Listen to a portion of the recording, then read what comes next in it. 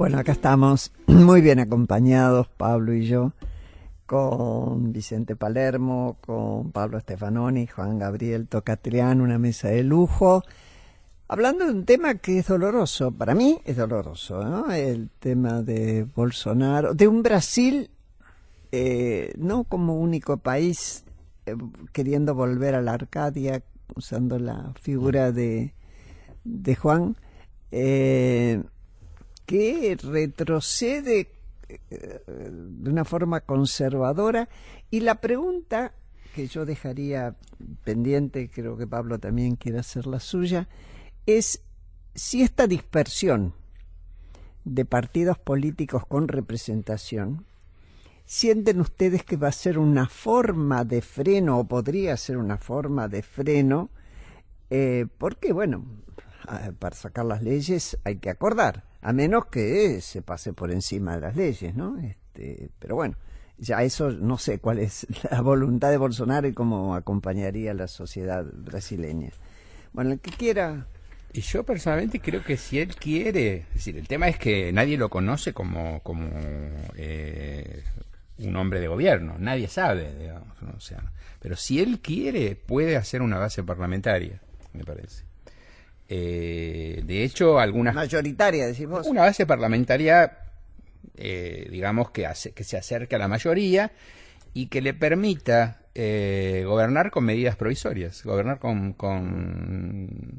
no exclusivamente, pero gobernar con medidas provisorias. Las medidas provisorias en Brasil tienen que ser votadas, tienen que tener un respaldo mayoritario. Pero ahí hay un juego porque, bueno, hay un tiempo y por otra parte los efectos de las medidas provisorias son inmediatos, entonces, ¿no? Pero a mí no me parece... Bueno, se dice algo que no es completamente insensato, que él ya tiene 3 bancadas, ¿no? La bancada de la bala, es decir, la seguridad y la mano dura y la autorización a que la gente porte armas, ¿no? La bancada de las vacas, con B larga Boy, ¿no? Y la bancada de la Biblia, los evangelistas. Ahora, estrictamente no son bancadas porque están claro, las 3B están dispersos por todos los partidos, ¿no? Pero la tradición brasileña en ese sentido es el desplazamiento hacia, digamos, el núcleo gubernamental, parlamentario, el desplazamiento. Es atractivo. Eso se ha dado siempre y la configuración no va a durar, inicial no va a durar, se va a transformar. Lo que yo no sé es cuáles son sus habilidades. A mí me parece que no lo veo muy inclinado a intentar habilidosamente a articular, a armar, a estar a la altura del presidencialismo de coalición. Más bien veo que va a estar a la altura de una de hiperdelegatividad, que es por otra parte lo que la gente, es decir, los que lo votan quieren, digamos, ¿no? Sí, también, perdón. Sí, no, me parece que esa es la clave de ver si porque él va por un partido que es un sello, el Partido Social Liberal. De hecho, un dato interesante que no mencionamos, tuvo muy poco espacio en la televisión y mucha campaña en las redes. De hecho, era un pequeño escándalo porque se denunció que hay empresas que financiaron la fake news, la guerra sucia contra el PT. Se usó mucho WhatsApp, que en Argentina no se usó, creo, en la campaña.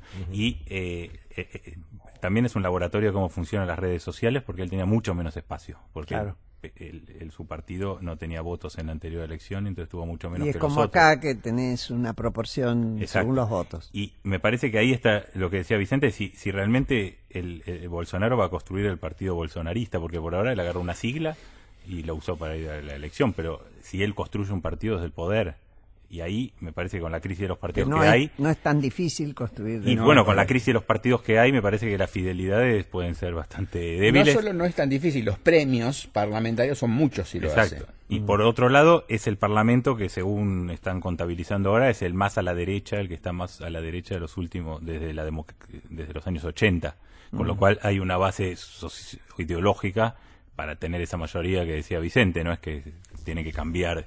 De hecho, habría que contar bien, hay gente que bolsonarista, digamos, que fueron por otros partidos. De hecho, este sargento Faur que yo contaba antes no fue por el partido de Bolsonaro, fue por el PSD, pero ya es parte de ese espacio. Entonces me parece que ahí habría que ver si él tiene la habilidad de construir un partido o simplemente va a ser un personalismo así que no se base, no intente hacer eso, ¿no?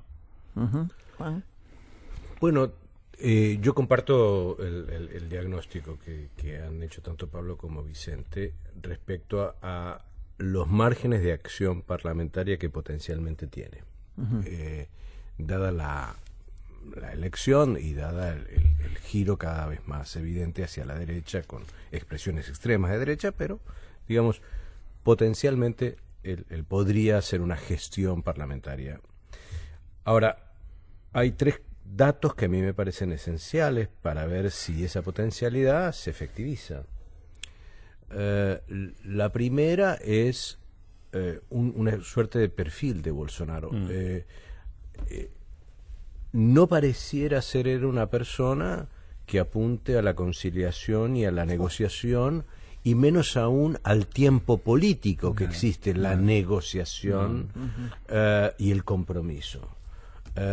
Con lo cual, digo, la política es cierta intertemporalidad, es decir, hay tiempo 1, 2 y 3 y voy acordando y pactando y llegando, etcétera, etcétera. Sí. No parece estar en su ADN si uno mira tanto su comportamiento legislativo, en su momento, como tal, está en el Congreso del año 91, si no me equivoco, y no parece su ADN en términos de sus expresiones. No, porque además, digamos esto, mi experiencia por lo menos como diputada, cuando uno quiere sacar una ley, va buscando en los distintos bloques apoyaturas, es todo un trabajo. Claro. Es exigente. Salvo que venga desde el Ejecutivo y haya mayoría, bueno, eso es otra historia, pero un diputado necesita trabajar. Por supuesto. Y, si dicen que y necesita 12 una segunda años. cosa que vos seguramente conociste también, y es el hecho de que tenés un conjunto de personas a tu alrededor que pueden facilitar esa tarea. No la tenés que hacer necesariamente vos como líder. Y aquí lo que tenemos es otra peculiaridad de Bolsonaro, que Bolsonaro es un grupito, es un grupo familiar. El bolsonarismo neto es un cliqué familiar chiquitito donde él no consulta con nadie, y si aparece un economista ultraortodoxo como Guedes y le dice que hay que vender todo, él dice un día sí, al día siguiente dice que no, y si aparece otro que le dice que hay que tener una política de liberalización de las armas para que todos los brasileños tengan armas, un día dice sí, otro día puede llegar a decir no.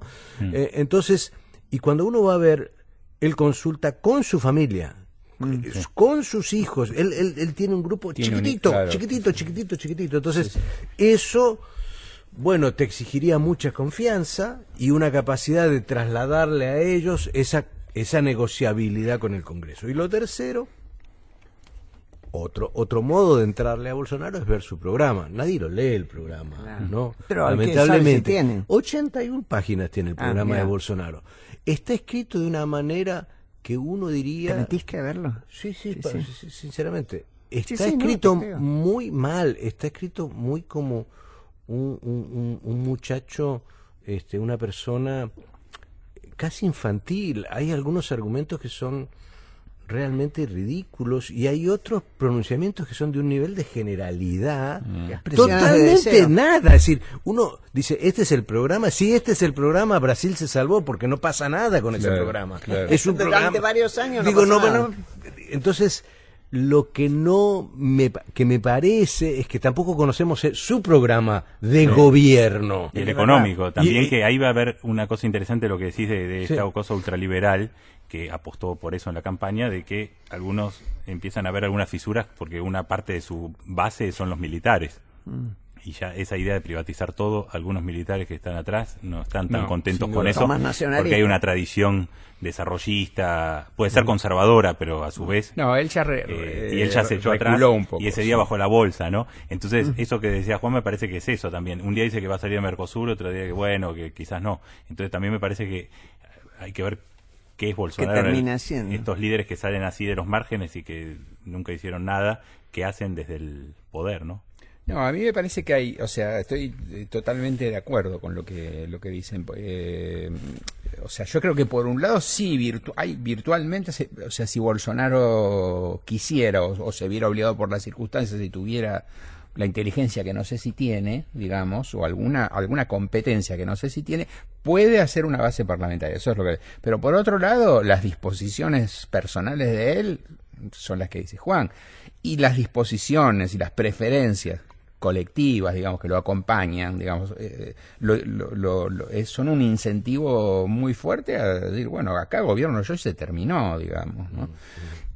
Y después, el tema de la complejidad y la plasticidad de las instituciones políticas brasileñas en el fascinante presidencialismo de coalición puede ser un incentivo para la negociación para un político hecho y derecho, claro, como Fernando Henrique, pero para un tipo como Collor, que todavía o Bolsonaro, ya es un caso extremo, decir, no, yo con todo esto no tengo nada que ver, lo rompo. Es más, está desprestigiado. Claro, y agregando la gravedad de la situación, porque hay variables, ¿no?, económicas y sociales que son gravísimas. Entonces, es decir, la tentación, el incentivo a apelar, digamos, a la autoridad, digamos, con la gente, jugar a eso, puede ser muy alta. ¿Cómo jugará la justicia, que ha sido tan severa con la gente del PT y demás, ¿no? Queda una pregunta. Pero vos querías hacer otra, Pablo. Con una mirada regional, Pablo escribió hace poco un artículo que tituló Antiprogresismo, un fenómeno que recorre América Latina. ¿Qué responsabilidad les cabe a estas fuerzas progresistas en América Latina? Y en realidad una pregunta antes, quizás, ¿qué es ser hoy progresista, de centro-izquierda? Bueno, el autor de la nota tiene que hablar primero. Bueno, esto está claro. Yo creo que es un programa en sí hacer un balance, yo creo, de los gobiernos progresistas, pero básicamente yo creo que en el antiprogresismo hay varios elementos. Uno, podríamos decir que es una responsabilidad de los propios progresismos, como decía Juan, por ejemplo, el tema de la corrupción, que no se midió bien, y me parece que hoy en todos los países, en la región, la corrupción aparece como una variable política que la usan los que pueden usarla, digamos, donde hay gobiernos de derecha lo usa la izquierda, donde hay gobierno de izquierda lo usa la derecha, pero en todo López Obrador ganó con un discurso fuertemente centrado en la corrupción en México.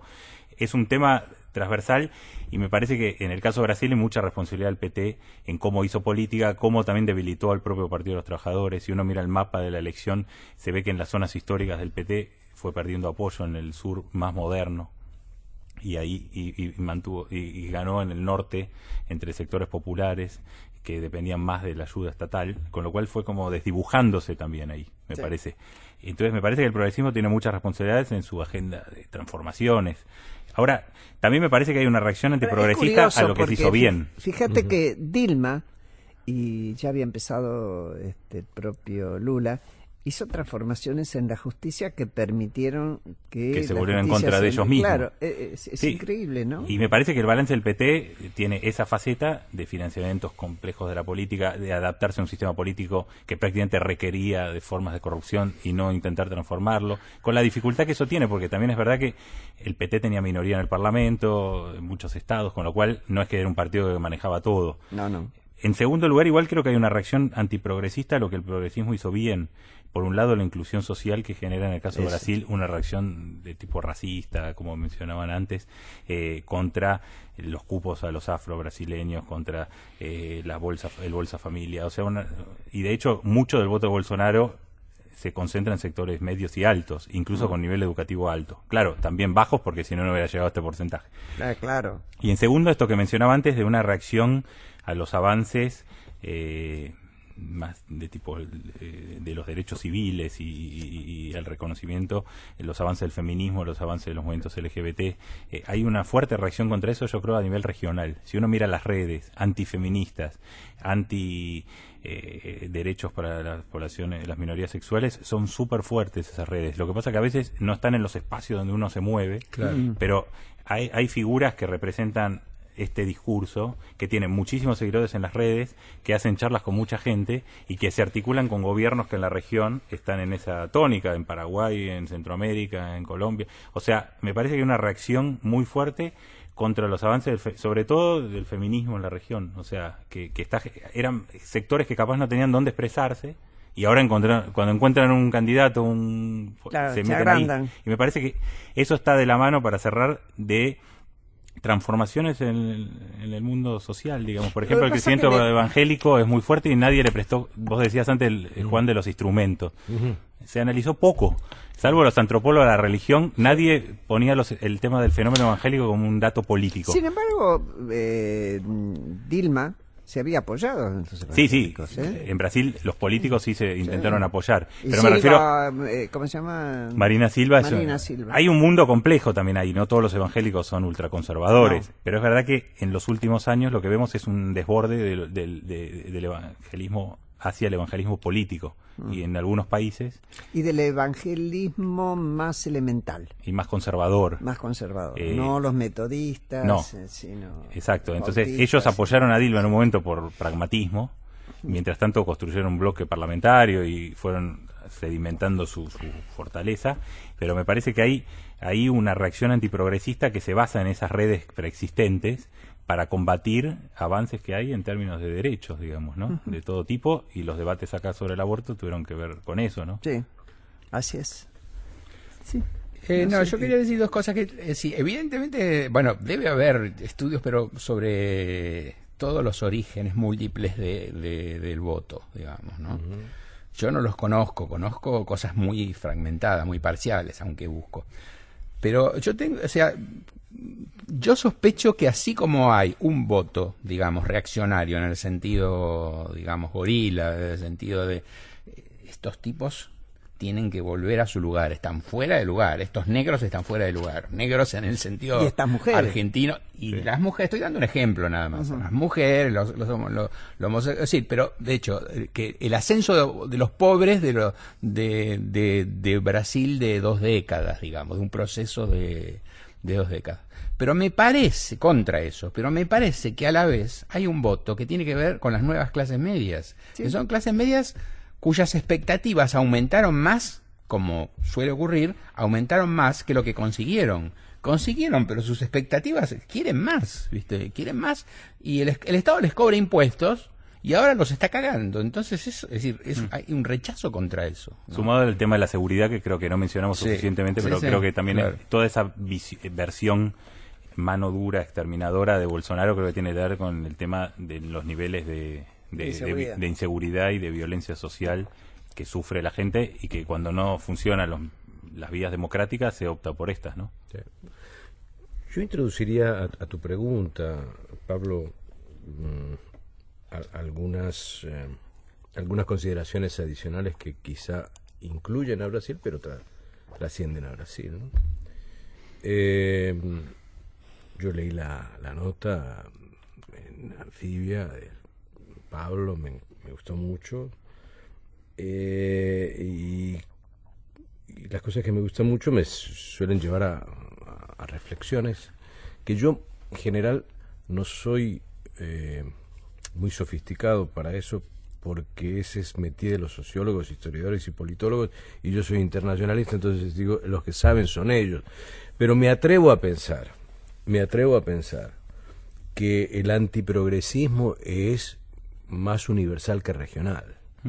Digo, estamos frente a un fenómeno global también en ese sentido, ¿no? Estaba viendo las últimas encuestas alemanas, el Partido Socialdemócrata va en vías de convertirse en el tercer partido en Alemania, ¿no? Pero más que crecieron los verdes. Algo, sí, pero el SPD va para abajo y seguirá para abajo porque su agenda de interpelación, por su capacidad de convocatoria, por los cambios en las bases sociales que lo representaban históricamente, todo eso ha mutado mucho. Entonces me parece que estamos ante un antiprogresismo que tiene sus singularidades en otros espacios geopolíticos y la nuestra tiene otras características. Segundo, yo diría y me preguntaría si detrás de ese antiprogresismo hay, así como una expresión de otras épocas, siempre estuvo la Internacional Socialista, la Internacional Comunista, la Cuarta Internacional, la Internacional Liberal. Si de facto nos está generando en el mundo una internacional reaccionaria, que está ahí, es un fantasma que recoge, ¿no? Es un fantasma que recoge y aparece de vez en cuando, y vamos viendo, bueno, las puntas del iceberg en diferentes países. Pero lo tercero, y lo cuarto, yo diría lo tercero es que tenemos un déficit enorme de falta de autocrítica de nuestro progresismo en América Latina. Incluyo en eso, por supuesto, la República Argentina, para que queden claros esto, ¿no? Sí. Yo creo que nos debemos... entonces, el punto es, no, ahora no hay que hacer la autocrítica porque entonces lo usa la derecha. No, no es la coyuntura porque es la coyuntura electoral. No, después de la elección no, porque tampoco se puede después de la elección. Si vamos bien, ¿para qué? Y si vamos mal, ¿para qué le vamos a dar argumento al otro? Aquí hay un problema muy fundamental de nuestro progresismo, y que se vio en el caso del PT muy claramente revelado, pero también en Argentina y en otros países de la región, y creo que es un debate pendiente. Y lo cuarto, yo diría, es que me parece que uno de los pecados del progresismo latinoamericano cuando estuvo en el gobierno es que no apuntó fundamentalmente a modelar algo distinto en términos de desarrollo para nuestros países. Y si uno diría, ¿qué tipo de estímulo creó el progresismo? Digamos, hay al menos 3 modelos, yo veo, en términos de consumo, me atrevo a decir. Un modelo de consumo es cómo hacer que los sectores carentes, vulnerables, débiles, populares, tengan acceso a más bienes privados. Es decir, a un hogar, es decir, a un auto, a vacaciones, a entretenimiento, y en eso el progresismo hizo avances interesantes. Máxime que cada ola antiprogresista suele dejar un tendal de pobres que hay que volver a repensar todo para darle estímulo a estos sectores. Pero hay otra forma de ver el consumo, que es el mejoramiento del consumo de los bienes públicos, ¿no? Mejor salud, mejor educación, mejor seguridad. Y ahí los déficits de nuestro progresismo fueron grandes. Catastróficos. Fueron grandes. No es que faltaron recursos, no, pero las políticas públicas en estos 3 ámbitos fueron muy débiles o acotadas o inexistentes o poco sustantivas. Y hay otro tercer modelo, que es decir, bueno, en qué momento hay que hacer un balance entre consumo y ahorro, ¿no? Entonces nosotros en la América Latina no tenemos proyectos de largo plazo de ahorro, ¿sí? Ninguno de los partidos, ni es el progresismo ni en la derecha. Entonces, y ahí es donde me parece que el progresismo debiera repensar, primero, su autocrítica, y segundo, bueno, qué nuevo modelo podría traer si es que quiere volver al poder. Bueno, yo tengo que dar por terminada. La verdad que fue medio descorazonante en cuanto a las cosas que uno ve por delante, pero muy estimulante en cuanto a pensar, y lo que Juan marcaba, por favor, pensemos un poquito antes, ¿no? Para no decir, uy, esta no me di cuenta. Pero bueno, así son las cosas, y en todo caso vamos a seguirla. Vamos a ver cómo termina la elección en Brasil. No creo que varíe mucho lo que viene anunciando, más allá de que Durán Barba creía que iba a haber una coalición que le iba a ganar pero me parece que es difícil. Pero bueno, ya lo veremos el 28. Les agradezco muchísimo que nos hayan acompañado. Muchas gracias. A vos, gracias. Pablo Stefanoni, a vos, Juan Tocatliani, a vos, Vicente Palermo. Y a ustedes les digo hasta el domingo que viene, que terminen muy bien la tarde y no se muevan del dial, que viene Gustavo Mura en La Otra Mirada, y vale la pena.